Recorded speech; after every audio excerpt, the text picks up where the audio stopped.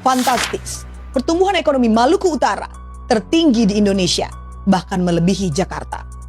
Ialah Shirley Chowanda, gubernur tercantik dan terkaya di Indonesia, yang menjadi tokoh utama dalam kemajuan di Maluku Utara.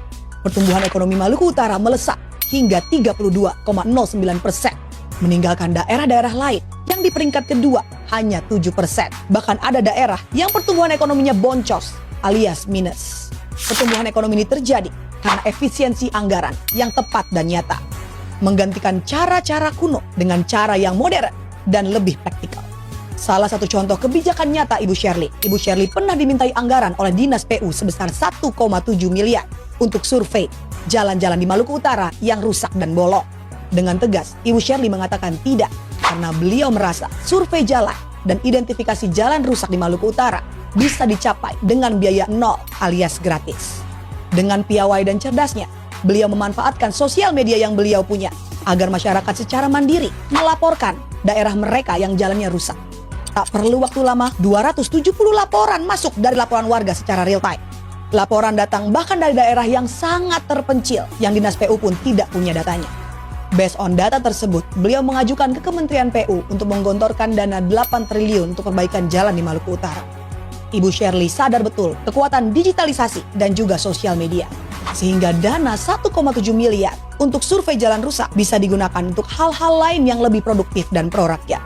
Maka tidak heran jika pertumbuhan ekonomi Maluku Utara melesat jauh dibanding daerah-daerah lain. Selesai beliau dilantik, pada 100 hari pertamanya, Shirley Chowanda bisa mencabut pungutan uang komite dan juga ijazah siswa bagi SMA, SMK, dan SLB negeri di Maluku Utara. Sebanyak 2.330 ijazah yang ditahan di sekolah, beliau kembalikan ke siswa yang sebelumnya tidak bisa membayar uang ijazah. Ia juga mengalokasikan anggaran 3 miliar untuk beasiswa dan mengucurkan 63,3 miliar untuk merenovasi SMA, SMK, SLB yang sudah rusak. Beliau juga meningkatkan layanan rumah sakit dan jaminan kesehatan gratis.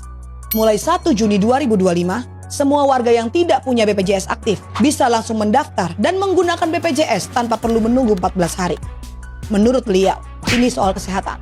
Tidak boleh membuang waktu karena nyawa taruhannya. Jembatan-jembatan yang rusak dan putus di Maluku juga semuanya diperbaiki. Memberikan jaminan kecelakaan kerja terhadap nelayan, buruh, dan juga pedagang.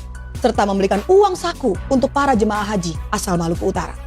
Semua program kerja yang awalnya ditargetkan selama 2 tahun baru rampung bisa diselesaikan dalam 100 hari. Akankah semua daerah di Indonesia mengikuti jejak Maluku Utara? Masih ada waktu 4 tahun bagi daerah lain untuk berbenah.